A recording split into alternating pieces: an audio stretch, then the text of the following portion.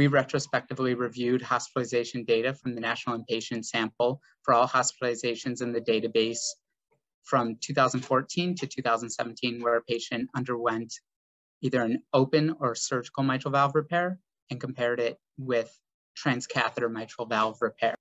We found that the rates of transcatheter procedures for mitral valve repair increased significantly over the time frame of the study, compared with surgical valve repair, which did not increase to a significant rate. We also found that hospital length of stay decreased for both procedures over the time frame.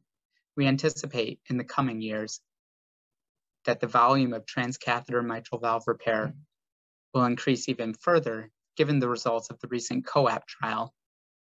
This video content is copyrighted by Mayo Foundation for Medical Education and Research.